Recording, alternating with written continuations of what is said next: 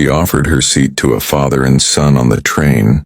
The afternoon commuter train rocked gently as it made its way through the suburbs, carrying its usual collection of office workers, students, and families navigating the rhythm of another weekday.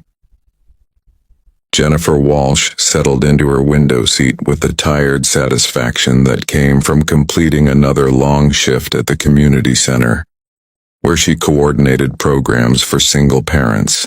At 32, Jennifer had learned to find small moments of peace during her daily commute, using the 40-minute journey home to decompress from days spent helping families navigate challenges she understood all too well. Her own divorce 3 years earlier had left her starting over in every way that mattered, but it had also given her a deep empathy for others facing similar struggles. The train was unusually crowded for a Wednesday afternoon when Jennifer noticed him boarding at the downtown station.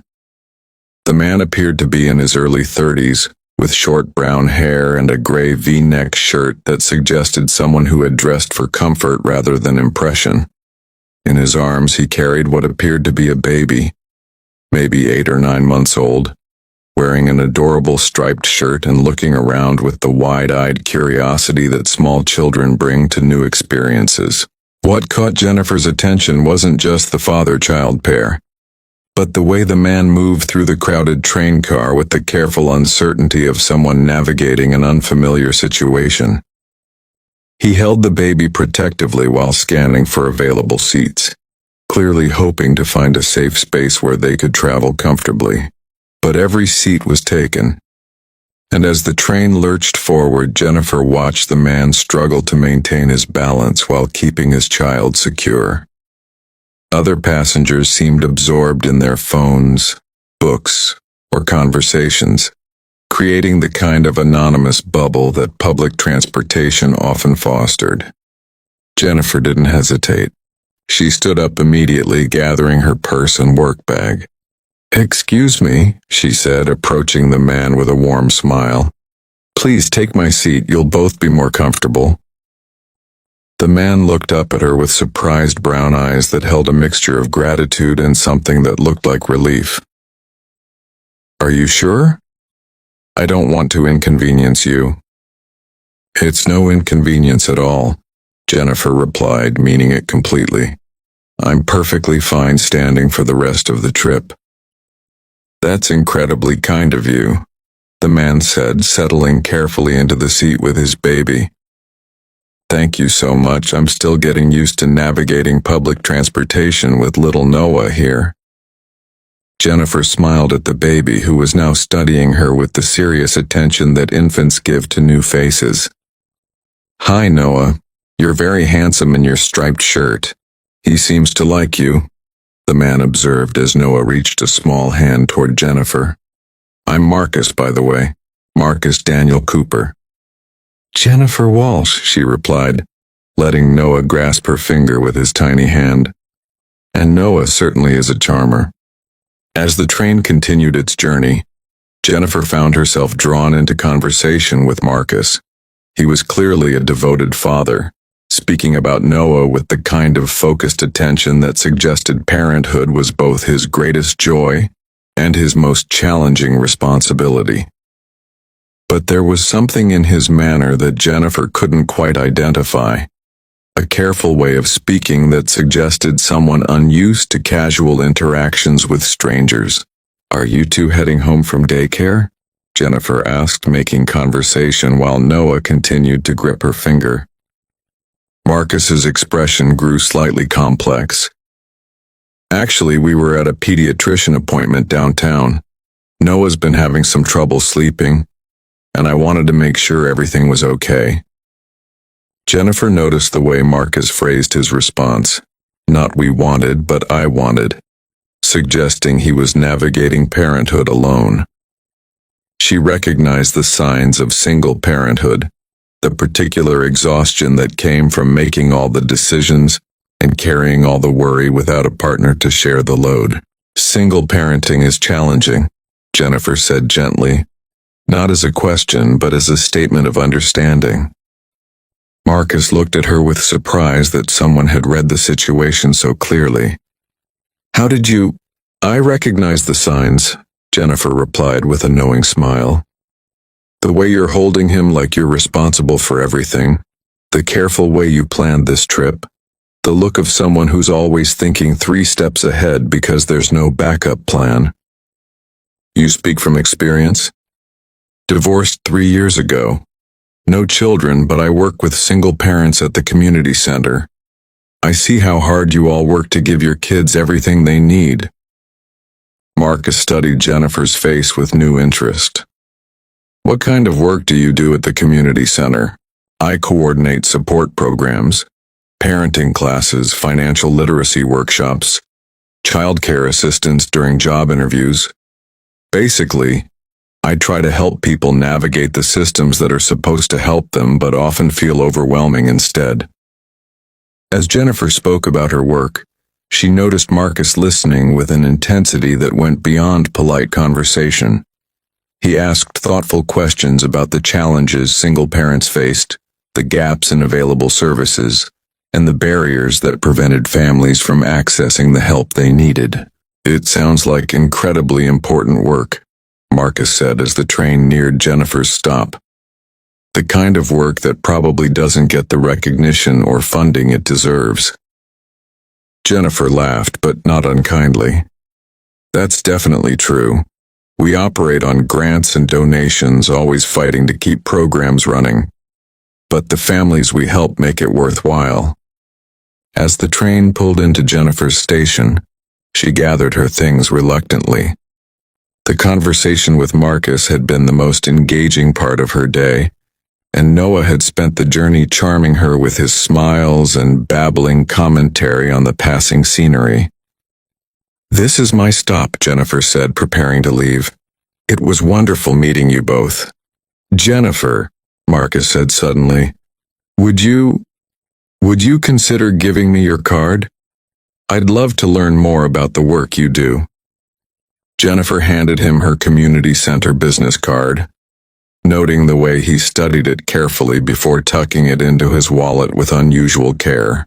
Thank you again for the seat, Marcus said, and for the conversation. Both meant more than you know. Jennifer waved goodbye to Noah, who seemed remarkably alert and engaged for such a young baby, and stepped off the train feeling inexplicably lighter than she had in weeks. What Jennifer didn't expect was to hear from Marcus again so soon. 2 days later, her phone rang at the community center with a call that would change everything. Jennifer Walsh, this is Marcus Cooper. We met on the train yesterday. Marcus, how is little Noah doing? He's wonderful, thank you. Jennifer, I was wondering if we could meet for coffee. I've been thinking about our conversation, and I have a proposition that might interest you. They met that Saturday at a quiet cafe near the community center, with Noah sleeping peacefully in his stroller. But the Marcus who arrived for coffee was somehow different from the man on the train. He moved with more confidence, spoke with more authority, and carried himself like someone accustomed to being listened to when he spoke. Jennifer, Marcus began after they'd ordered, I wasn't entirely forthcoming about myself when we met on the train. Jennifer felt a small chill of concern. What do you mean? My full name is Marcus Daniel Cooper, and I'm the CEO of Cooper Industries. We're a technology consulting firm with offices in 12 cities. Jennifer stared at this man who had just revealed himself to be one of the city's most successful business leaders. You're the Marcus Cooper? Cooper Industries? I am. And before you ask why I was on public transportation, it's because I've been trying to understand how normal people live. How single parents manage daily life without the resources I take for granted. Marcus went on to explain that Noah's mother, his former wife, had died in childbirth 9 months earlier. He'd been thrust into single parenthood while running a multi-million-dollar company, and the isolation of wealth had made it difficult to connect with other parents facing similar challenges. I started taking public transportation and going to regular places because I wanted Noah to have normal experiences. and I wanted to understand what the families my corporate donations are supposed to help actually need in their daily lives. Jennifer felt her understanding shift completely. So when we met on the train, I was just a father with a baby, trying to figure out how to be present for my son while managing responsibilities that felt overwhelming. You didn't see a CEO or a wealthy donor. You saw someone who needed a seat and a kind word. Marcus paused, reaching into his briefcase to pull out a folder. Jennifer, I've been researching your community center since we met. You're doing incredible work with virtually no resources. Your success rate for job placement is 40% higher than comparable programs. Your participant satisfaction scores are extraordinary, and your staff retention is remarkable, despite below-market salaries. We have a good team, Jennifer said modestly. You have an exceptional team led by an exceptional director, Marcus corrected. And I want to offer you something. What Marcus proposed took Jennifer's breath away. Cooper Industries wanted to establish a foundation dedicated to supporting single-parent families, and they wanted Jennifer to lead it. The position would come with a budget 10 times larger than her current program, the ability to expand services citywide, and the resources to implement innovative approaches to family support. Why me? Jennifer asked, overwhelmed by the scope of what Marcus was offering. Because when you saw a father struggling on a train, you didn't hesitate to help. Because you recognize single parenthood not from statistics or reports, but from real understanding. Because you've proven you can create extraordinary results with limited resources.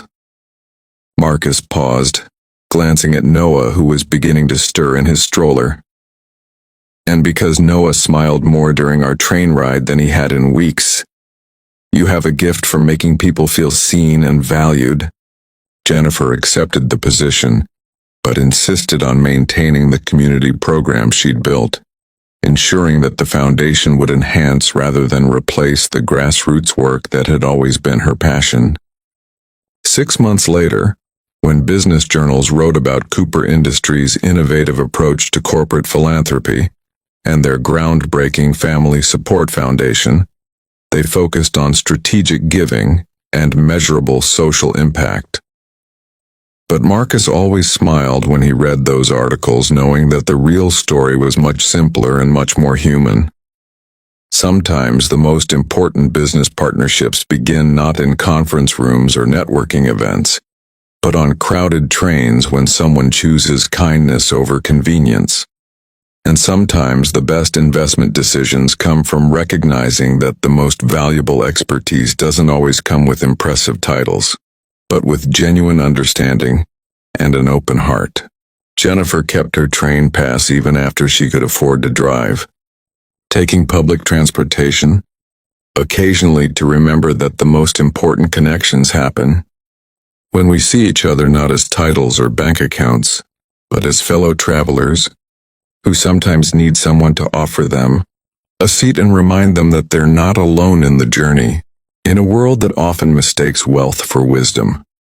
Jennifer Walsh had reminded a successful father that the most valuable currency is compassion, and that sometimes the people best equipped to help others are those who have walked the same difficult paths and emerged with both strength and grace.